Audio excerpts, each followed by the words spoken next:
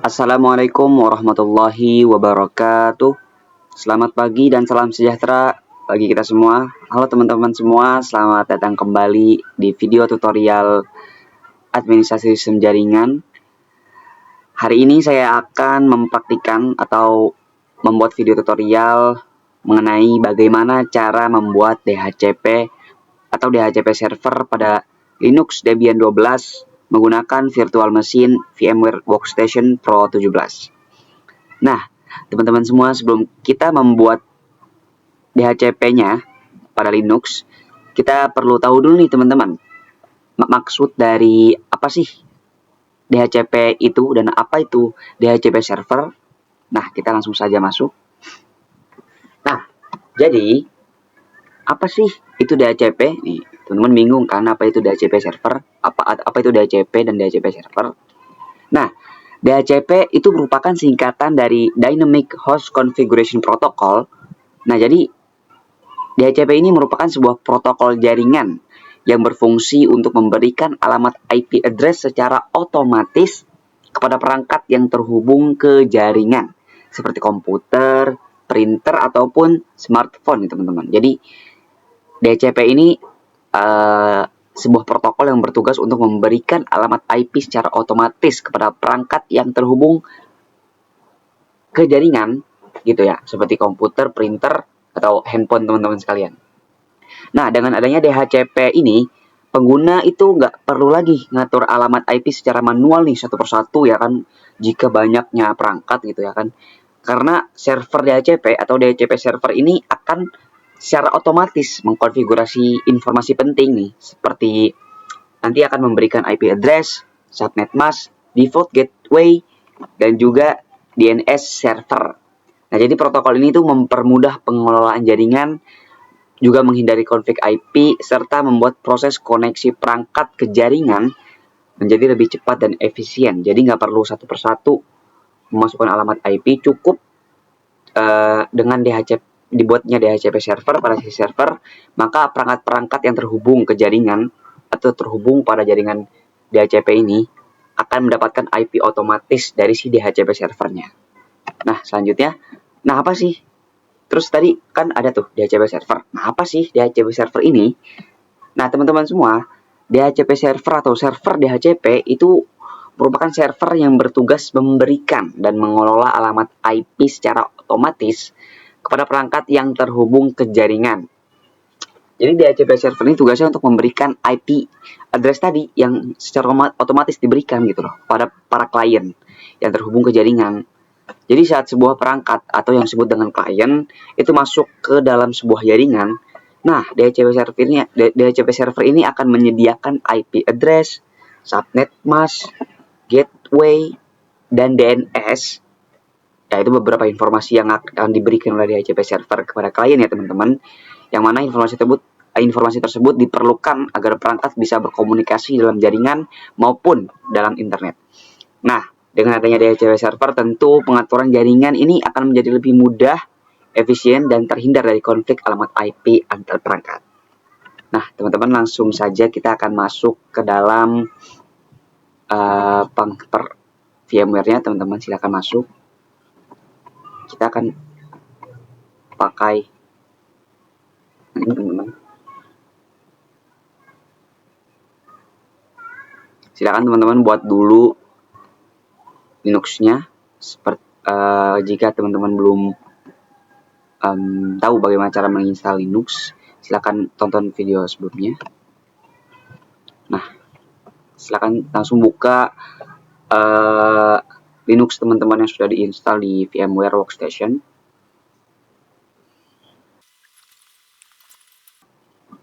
Nah, teman-teman langsung saja masuk ke mode root ya. Passwordnya tinggal disesuaikan, masalah.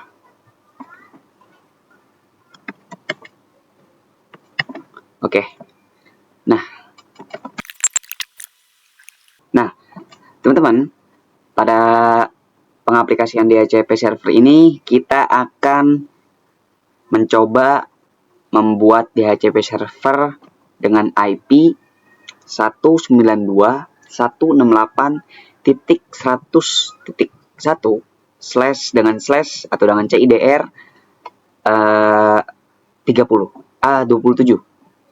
Oke, kita akan membuat atau mengkonfigurasi IP-nya terlebih dahulu dengan komen nano etc network slash interfaces.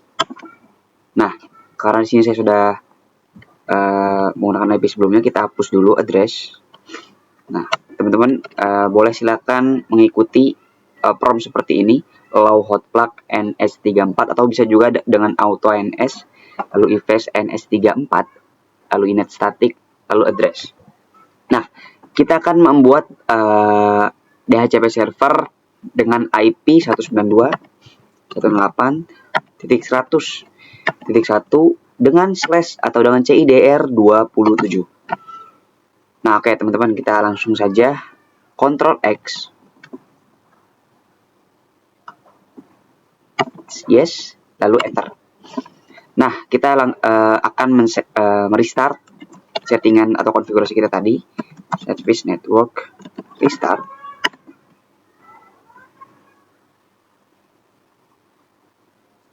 Oke, lalu kita akan melihat hasil dari settingan atau konfigurasi IP kita tadi sudah benar atau belum dengan memasukkan komen atau perintah IP A.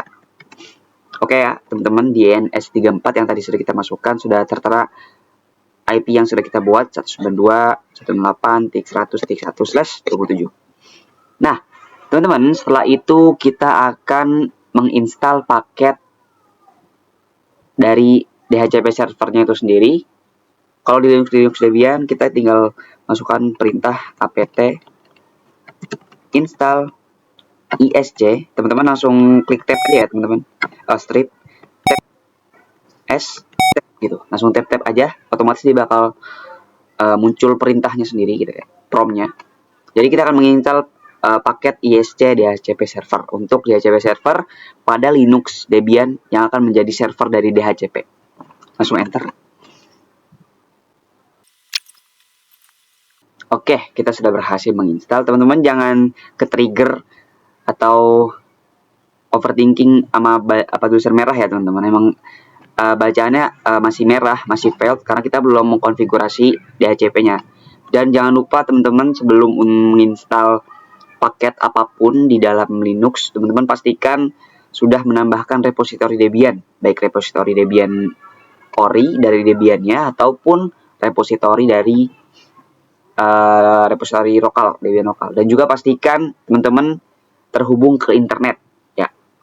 Oke. Setelah selesai menginstal isc DHCP server, langsung saja kita masuk ke dalam settingan dari isc DHCP server dengan prompt atau dengan komen nano etc dhcp tab dhcpd titik, langsung tab teman-teman, conf. Nah, kita akan langsung ditampilkan oleh tampilan dari DHCP server config-nya. Nah, lalu kita cari yang ini teman-teman, yang ada banyak sekali tulisan ke bawah ya, subnet, range, option gitu ya. Kita cari, lalu kita hilangkan terlebih dahulu bintangnya, pagar, mohon maaf salah, hilangkan terlebih dahulu supaya bisa kita aktifkan. Jadi pagar ini ketika komen atau tulisannya kita berikan pagar, maka itu berarti tidak aktif, kita nonaktifkan. Nah, teman-teman, kita sebelum kita memulai mengkonfig atau memasukkan atau menginput IP DHCP server, IP yang akan kita jadikan DHCP server, sini kan banyak nih teman-teman perintah yang harus kita masukkan. Ada subnet, range, lalu broadcast, option router, domain ya, range dan lain sebagainya. Terutama ini dua ini teman-teman, subnet dan range. Kita sama broadcast ini kita harus menghitungnya terlebih dahulu dengan menggunakan metode subnetting. Nah, kita akan belajar bagaimana cara menghitung IP subnetting, range-nya berapa, subnetnya berapa, netmask-nya berapa, dan broadcast-nya berapa. Oke, baik. Kita akan menghitungnya terlebih dahulu. Nah, oke teman-teman semua, kita membuat perhitungan dulu subnettingnya ya. dari IP address yang sudah kita cantumkan di DHCP server tadi, yaitu 192.168.100.1 dengan CIDR/27. Nah, ini IP address yang akan kita gunakan untuk DHCP server nanti. Nah, baik teman-teman, kita akan buat dulu perhitungan subnettingnya. Yang pertama yang akan kita hitung yaitu, saya jelasin dulu apa itu subnetting. Jadi subnetting itu proses untuk membagi IP menjadi bagian-bagian besar atau bagian-bagian terkecilnya, agar memudahkan atau menghemat pembagian dari IP subnetting, IP address itu sendiri. Nah, langsung saja kita buat perhitungannya teman-teman. Ini yang pertama yang akan kita hitung yaitu jumlah subnetnya. Jumlah subnet dari IP ini nih teman-teman. Tapi sebelum itu kita cari tahu dulu nih teman-teman, default dari /27 ini berapa. Nah, /27 ini teman-teman, kalau teman-teman cari atau sudah tahu, itu default slashnya bernilai 224. Jadi karena ini kelas C, jadi bisa kita masukkan yaitu 255.255.255. Ada 3 ya teman-teman, karena memang kelas C networknya ada 3 oktet di depan, dan network terakhir itu bertugas atau berfungsi sebagai host yang tadi nih teman-teman, /CIDR-nya 27, karena 27 jadi 224. Jadi 224. Nah, udah ketemu ya teman-teman subnet mask default dari 192.168.100.1/27. Kita fokus sama /27 ya teman-teman. Nah, langsung kita kepada jumlah subnet. Nah, rumus menghitung jumlah subnet ialah 2x sama dengan titik-titik berapa gitu. Nah, x di sini ialah jumlah binary 1 pada oktet terakhir. Nah, kita hitung dulu nih. Kita buat dulu jumlah binary-nya. Dari oktet pertama nih ya. Dari oktet pertama ada 8 binary ya teman-teman. 1, 2, 3, 4, 5, 6, 7, 8 titik. Buat lagi 1, 2, 3, 4, 5, 6, 7, 8 titik. Buat lagi teman-teman 1, 2, 3, 4, 5, 6, 7, 8 titik.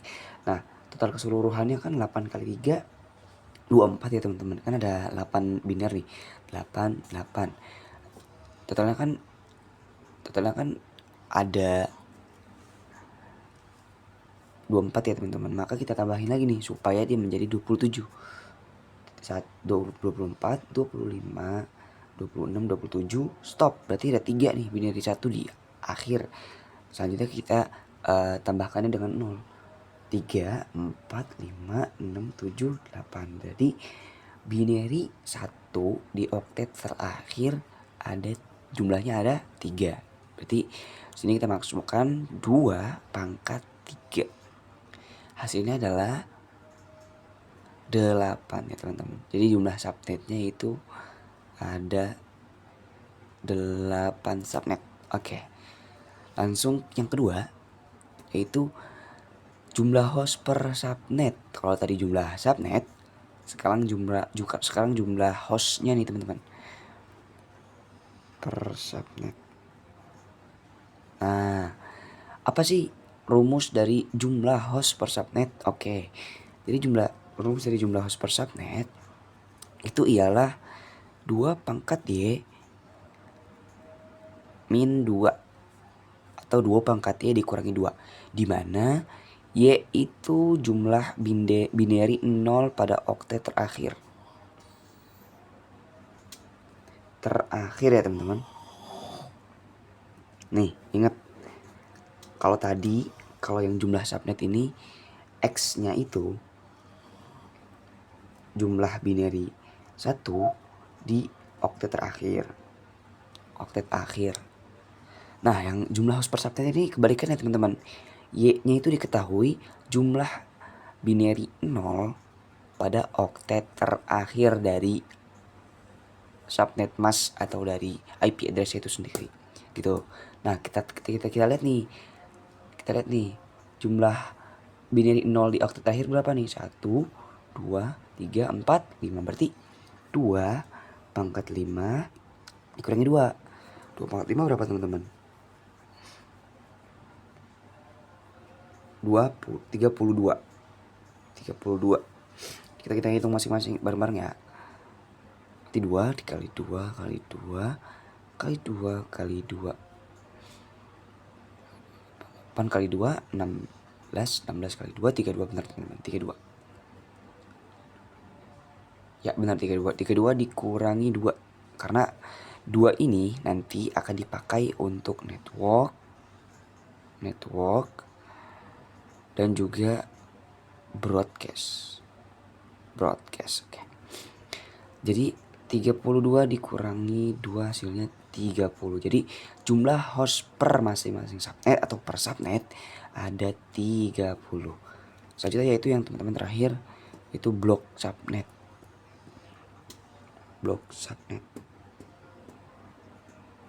Nah, kalau blok subnet ini kita kurangi keseluruhan subnet. Ya, ini subnet, keseluruhan jumlah dari IP address gitu ya. Dikurangi dengan nilai akhir dari CIDR/27 nih teman-teman. Dikurangi dari nilai oktet terakhir. Nah, kita ketahui kan tadi nilai oktet terakhir itu 224 ya, karena dia kan /27, CIDR 27 224. Maka kita kurangi saja nih. 256 dikurangi 224.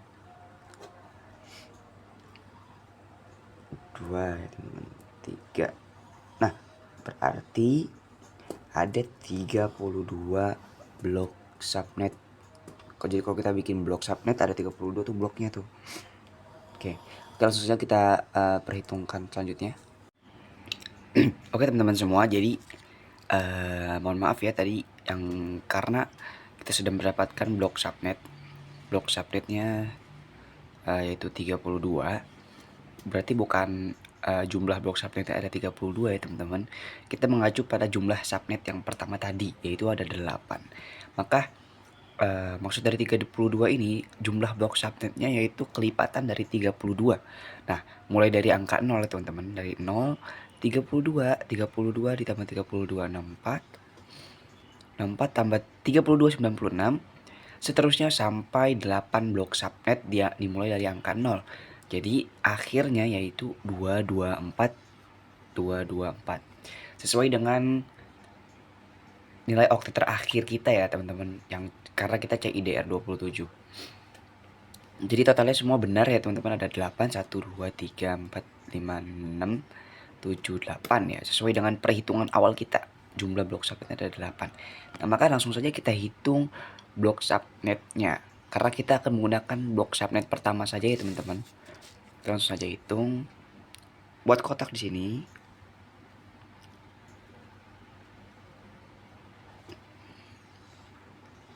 Nah, tuh.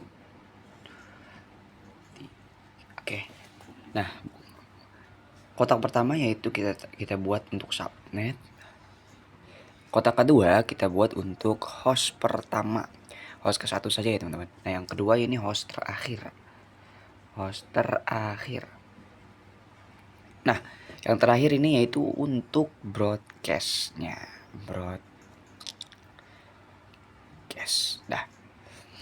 Nah, kita langsung buat garis sini.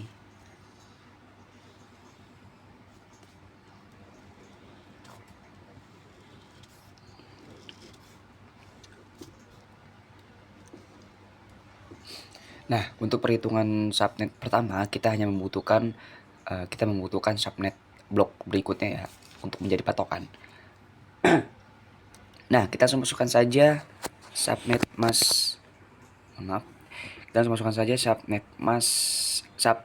dari blok pertama yaitu 0 ya teman-teman. Berarti kita masukkan 192.168.100.0 karena kita tadi menggunakan IP 192.168.100. Karena kita menggunakan subnet yang pertama berarti belakangnya 0, oktet terakhir 0. Lalu host pertama, ingat host pertama rumus dari host pertama yaitu tambahkan 1 pada oktet terakhir, pada host terakhir. Berarti sini kita masukkan 192.168.100.1 ya teman-teman. Nah, gitu. Nah, kita untuk menentukan host terakhir dan broadcast, kita membutuhkan blok subnet berikutnya terlebih dahulu. Nah, host subnet blok subnet berikutnya yaitu kan 32. Kita masukkan saja di sini 92.168.100.32. Berarti di sini 192.168.100.33. Maka nanti kan di sana ada 64, berarti nggak usah ya. Berarti di sini kita langsung turunkan saja nih 32. Berarti kita turunkan di sini nih. Kita turunkan untuk broadcastnya, berarti 192.168.100. Kita kurangi blok subnet dari blok subnet yang kedua untuk menjadikan broadcast di blok subnet yang pertama, jadi 100.31 gitu ya teman-teman, dikurangi dari subnet yang kedua. Nah, untuk host terakhirnya kita kurangi dari jumlah host di broadcast nih teman-teman. Berarti kita masukkan 192.168.100.30. Nah, seperti itu. Jadi setiap penjumlahan untuk broadcast dan host terakhir itu dikurangi angka belakangnya gitu. Dikurangi jadi 1 gitu ya, teman-teman. Dikurangi 1, teman-teman.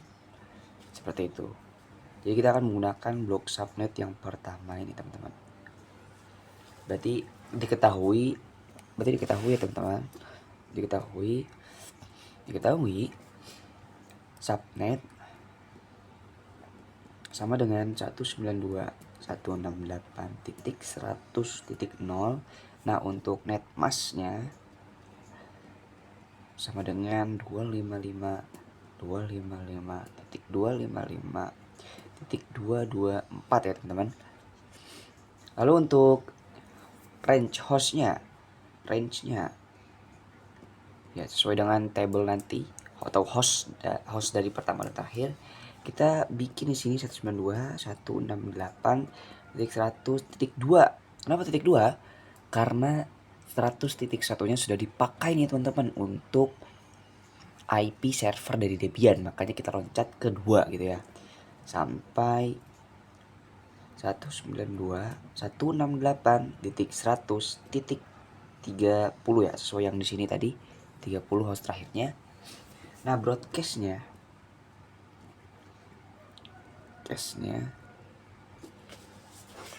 kita ketahui yaitu sesuai dengan blok subnet pertama, sesuai dengan blok subnet yang ingin kita masukkan. Misalnya teman-teman ingin masukkan blok subnet yang ketiga atau yang kedua, maka teman-teman input di DHCP server itu ya blok subnet yang teman-teman inginkan gitu. Jadi 192 ini kita masukkan broadcast dari blok subnet pertama, karena kita ingin menggunakan blok subnet pertama 100.31. Nah, jadi inilah rangkaian dari subnetting yang akan kita masukkan ke dalam DHCP server.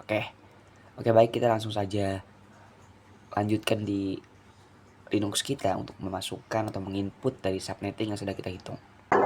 Jika kita sudah menghitung subnetting tadi dan juga kita sudah menentukan blok mana yang akan kita jadikan atau kita masukkan ke dalam subnetting DHCP server, langsung saja teman-teman buka VMware-nya, lalu buka Linux 12-nya, Linux Debian 12-nya. Nah, agar kita bisa mengkonfigurasi DHCP server, kita harus masuk nih ke tampilan konfigurasinya. Maka kita akan masuk ke tab, teman-teman silakan ikuti ya, nano etc dhcp.com. Teman-teman bisa langsung tap saja, ia akan otomatis melengkapi prom-promnya. Step. Nah, teman-teman akan dihadapkan dengan tampilan seperti ini. Jangan panik, langsung saja scroll ke bawah ya, teman-teman. Sampai teman-teman menemukan kalimat a slightly different configuration for an internet bla bla bla subnet ya. Oke, kita abaikan yang kalimat di atas ini. Kita fokus pada kalimat yang teks atau prompt subnet sampai kurung kurawal akhirnya. Langsung saja dihapus ya tanda pagarnya, karena jika diberi tanda pagar itu berarti teman-teman menonaktifkan prompt, menonaktifkan teksnya gitu. Jadi kita hapus supaya ia aktif gitu ya. Nah, langsung saja para subnet ini kita masukkan, karena kita menggunakan blok subnet yang pertama, maka kita masukkan 192 sesuai dengan perhitungan kita tadi 8.100.0, karena kita menggunakan subnet mask blok yang pertama. Nah, untuk net masknya sendiri ini sebenarnya sudah benar ya teman-teman, cuma kita bikin ulang aja. Net masknya sendiri ini pas default, karena kita kan slash 27, otomatis kita akan menggunakan 255.255.254 karena kita menggunakan slash 27 sesuai dengan hitungan kita yang sebelumnya. Nah, untuk range-nya ini kita masukkan sesuai dengan blok kita, itu blok subnet pertama ya, sesuai dengan perhitungan blok subnet sebelumnya, yaitu blok subnet pertama kita akan masukkan 192.168.100.2. Kenapa 2? Sedangkan di blok subnet itu 1.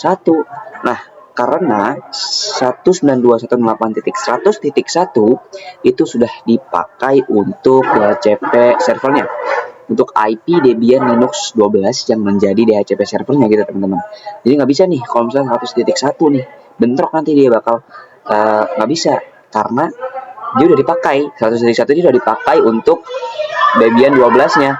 Nah, maka kita pakai yang 2 sampai 192.100.30 sesuai dengan perhitungan kita ya. Nah, option domain name servernya ini teman-teman bisa ketikkan saja IP servernya teman-teman, 192.168.1.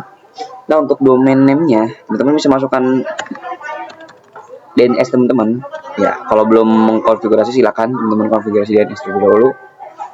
Bentar, saya lupa DNS-nya berapa. DNS-nya apa, saya lupa, mohon maaf teman-teman.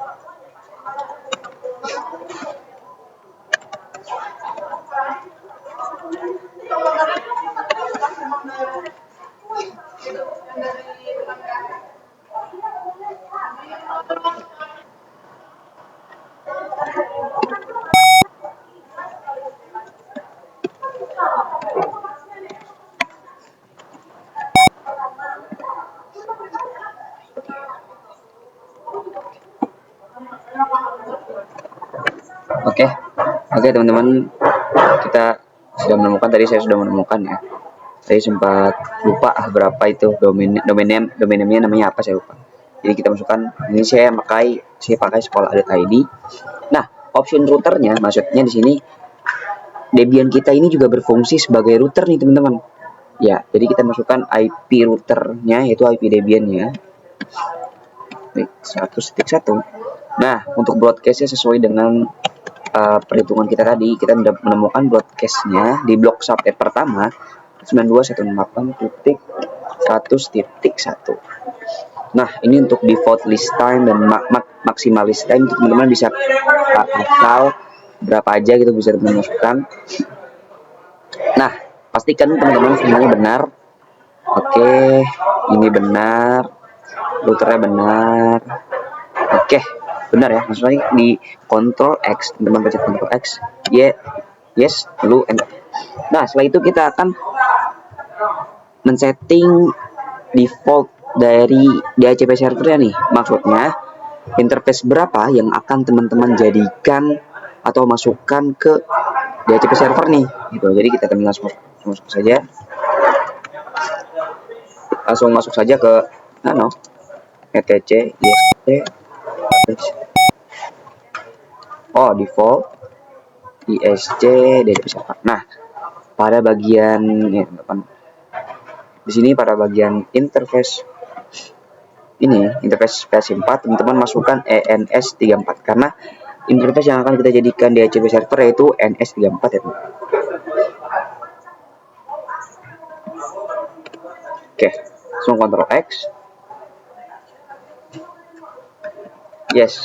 Nah, setelah semuanya selesai, setelah teman-teman memastikan bahwa tidak ada yang salah, teman-teman langsung merestart DHCP settingan dari DHCP server dengan prompt service yes DHCP server restart. Oke, dia bakal lama teman-teman. Nah, jika berhasil, maka dia langsung akan muncul ketampilan sebelumnya kosong. Gitu ya, berarti tandanya berhasil. Namun kalau teman-teman gagal, tandanya ia akan muncul tanda tulisan berwarna merah gitu. Biasanya begitu ya. Untuk membuktikannya kita langsung masuk saja ke ncpl yang satu details properties ya. Ini langsung kita ubah ke Opten ya teman-teman, agar ia mendapatkan IP otomatis. Oke, coba kita ini dulu.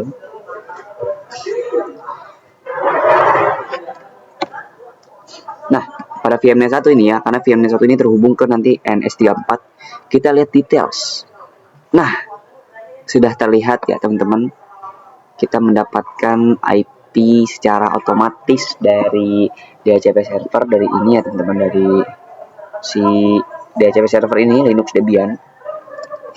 Nah, kita sudah dapat nih teman-teman nih IP defaultnya nih, IP-nya nih tuh ya, ada DNS yang sudah kita setting tadi, DNS, sekolah.id, dan juga seperti yang keterangan yang dijelaskan di awal ya, karena DHCP server itu akan memberikan beberapa informasi-informasi seperti IP address, subnet masknya, default gateway, DHCP DNS-nya, sekolah ID ini, dan lain sebagainya. Sesuai dengan penjelasan yang awal, kita sebagai DHCP client, perangkat yang sebagai DHCP client akan menerima beberapa informasi dari DHCP servernya seperti DNS, IP-nya, IP address-nya, subnet mask-nya, terus ada default gateway-nya, IP DNS servernya, dan lain sebagainya. Nah, untuk membuktikan, kita akan melakukan tes koneksi dengan cara ping antara DHCP server dengan DHCP client. Ini 62.168.100.2 ya. Jadi ini IP DHCP client ya teman-teman. Oke, dia berhasil teman-teman ya tuh. Kita cek di sisi kliennya dengan buka CMD. Komen ya, teman-teman silahkan buka komen prompt. Kita ping IP server nih teman-teman, IP Linuxnya nih, DHCP servernya nih. Kita ping. Oke, berhasil mereply ya teman-teman. Oke. Nah, dari percobaan kita ini berarti kita sudah berhasil membuat DHCP server, dan teman-teman juga jangan lupa nih, sebelum teman-teman memastikan untuk teman-teman cek di ECPCPL, pastikan di Virtual Network Editor, di edit Virtual Network Editor, di tab host only, teman-teman matikan use local DHCP servernya nih. Teman-teman pencet change setting dulu, terus matikan, jangan dicentang yang use local DHCP server, DHCP service. Karena biasanya kalau teman-teman centang, nggak akan dapat nih si perangkat teman-teman, si VMnet 1 ini nggak bakal dapat IP otomatis dari si DHCP servernya, karena dia akan dia akan malah dapat IP DHCP-nya yang dari si host only ini nih ya, yang punya VMware ini teman-teman, gitu ya. Oke, mungkin tutorial kita untuk membuat DHCP server ini sampai sini saja. Mungkin kurang lebihnya saya mohon maaf. Sampai jumpa di tutorial berikutnya. See you next time. Wassalamualaikum warahmatullahi wabarakatuh.